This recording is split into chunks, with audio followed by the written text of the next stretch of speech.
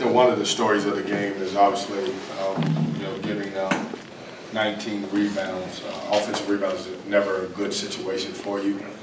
It's weird when I look at this stat sheet because they got 12 more shots than us, and typically that's who we are. We turn people over so we get more possessions. Really good game that, I think we took the lead, and you guys can help me if I'm wrong, 46-45, and then it kind of went on a run. And honestly, to be honest with you, it was, we had some defensive breakdowns that we had not allowed the entire game. We gave up an offensive rebound where I thought we stood and watched. We didn't switch a screen, and Flip ended up making a three. I don't know if they called it a two. And then obviously when we stopped scoring a couple times, they got out in transition and made some baskets a little bit. It's a good basketball team, but when you're playing against a good basketball team, you can't have those breakdowns. And obviously that's what happened to us in the second half. I thought, offensively, yeah, we went through our stretches where we didn't make shots. DJ Burns was really good tonight. I really wanted to win the game because of the way he played. But I thought we had moments where, the one-day prep kind of showed, because in the second half we didn't do a good job of following our scouting reports. And, give Duke credit. I thought they responded. I thought they made shots. You can have mistakes against certain teams, but not the really good ones. And the really good ones really make you pay. And I thought they made us pay for the mistakes that we made down the stretch. So, questions? John said after the game that they really didn't want to try to double DJ Burns in this game because they didn't want to give up three-pointers. You guys only attempted 8 before the final one there by not only. Do you feel like that was kind of a hindrance at times, the ball getting stuck there too? No, Corey, it's weird because everybody comes in with a game plan to figure it out, and we've had both. We've had, I'm going to double him. Then some people say I'm going to give him 30 and see if the team can beat you.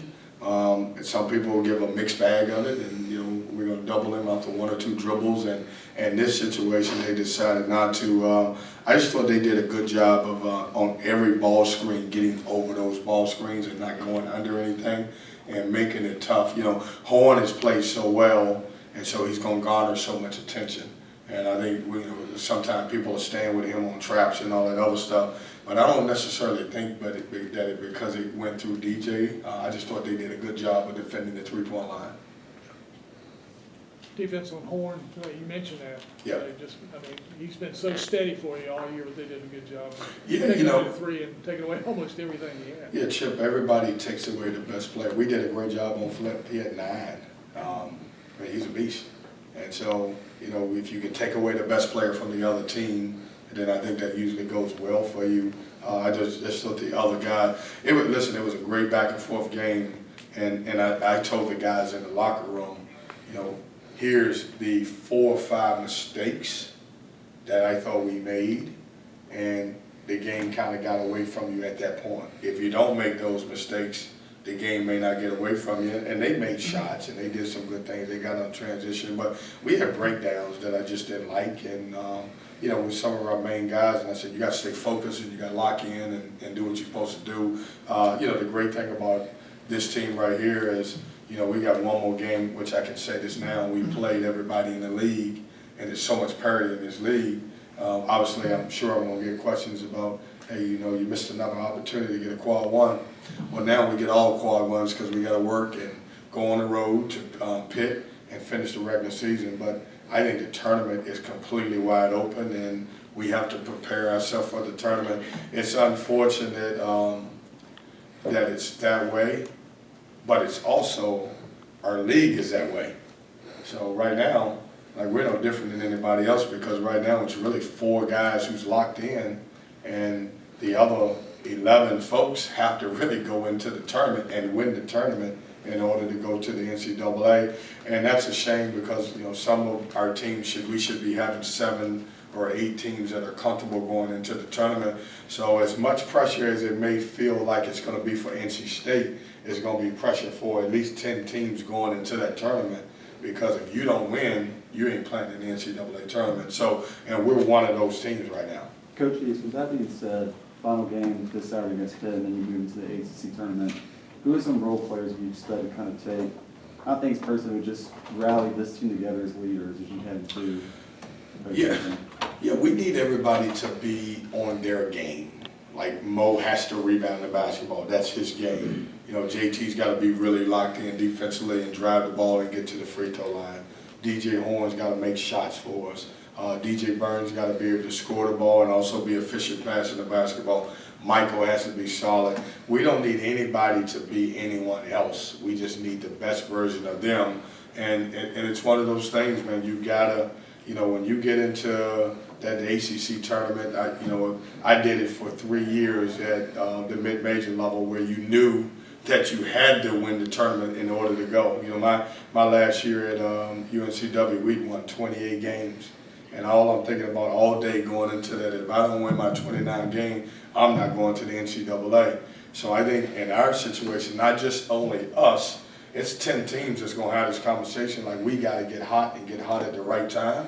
And we got to try going there and win the tournament. That's the way it's going to happen, yeah.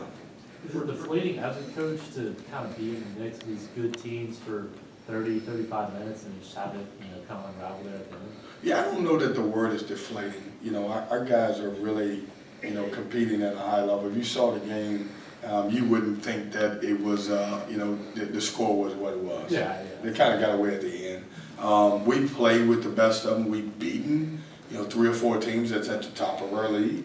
And so, and here's the crazy thing is, so is a lot of other teams.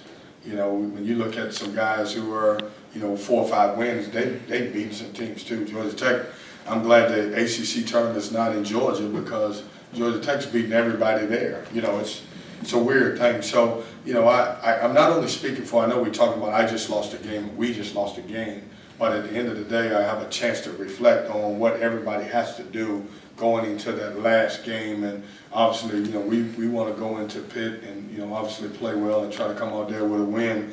And then our mindset has to be, you have to win the tournament. And like I told you guys, the unfortunate thing is that it's a bunch of guys that are sitting in our same situation. And that it shouldn't be that way, but that's the way it is. Because the odds are kind of stacked against you, Kevin, we're talking about winning the whole ACC tournament. Did you feel like tonight would have been something you could have hang your hat on for the season, just for momentum-wise for the program?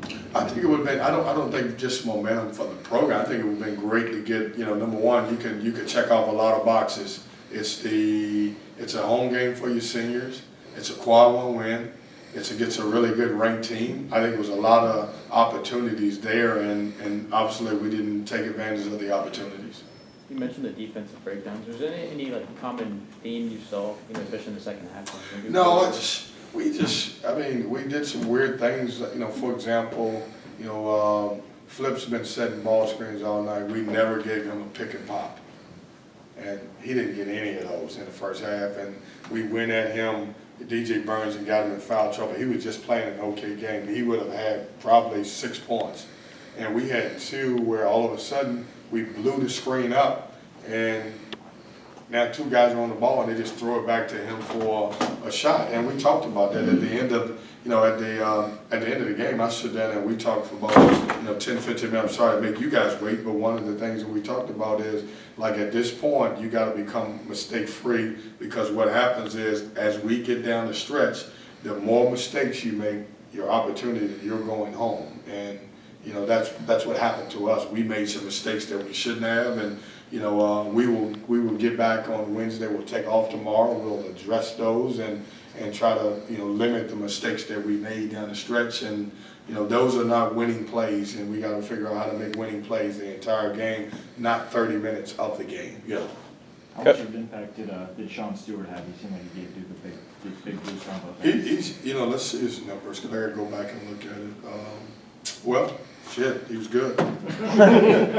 he had 4 offensive rebounds. I mean, that's an impact to me. I didn't know, but he's super athletic. He plays his role, understands it, does a good job. It's a good basketball team that we played, and they will make you pay for any mistakes that you make. And I thought they did us tonight, and I thought we did for the most part. They took 33 pointers and made 9. It's the only team that we played this year that I thought could beat you with paint touches and also behind the 3-point line. I thought we took away, some of their drives and all that other stuff, but they beat us to every loose ball in the first half, and and we were still in the game, and the theme it wasn't as effective late in the second. We did a better job, but that's just too many. It's a numbers game. If they're taking 12 more shots than we taking, it's a numbers game. You're not going to be able to win when you have that situation. What did you see from DJ Burns that was really able to shut Filipowski down? They don't, Flip's a 4, and he probably, that kid's probably going to play in the NBA, that young man, I shouldn't say kid, and he's probably going to have some opportunity to play some small forward. They don't have a legitimate post guy, other than, Ryan Young's name, Ryan Young. And so we knew that we could get advantage on it. The disadvantage is they were going to put us in ball screens, so it's a chess match. And, where he scores, and we're going to bring him out and make him get in ball screens, and I thought we did a good job for most of that part of it. But he's as efficient. He didn't like the way that he played the last couple of games. He and I, after shoot-around, had a conversation and talked about how can you stay on the floor. And I was like, will you stop just slapping down on every guard that drives? I mean, he's trying to rake every guard, and that's just not a good thing. And so the reason why he hasn't played well is because he couldn't be on the floor because he's fouled so much. And we need him as an inside out threat because he can pass the ball and all that other stuff. They did a good job of taking away 2 of the guys who have played well, which was DJ Horn and also Jay Taylor. Jay Taylor had played well, and I didn't think he played particularly well this evening. Coach, obviously with this being the final home game and not the result you guys wanted, even with the effort that everyone gave, it felt like tonight. What's your coaching mindset in terms of getting these guys ready for obviously the final regular season game and the potential final stretch of this season? Yeah, I'm locked in. I'm pumped because I take one game at a time, and like we got 9 wins in the league, and there's a bunch of teams that got 9 and 10 wins, and we never take that for granted. We still have some opportunities in front of us, and if I thought that the league was so top-heavy going into the ACC, my mindset would be a little bit different. But I don't think that there's anyone on our schedule that we can't beat. Now, the flip side is everybody can beat you too.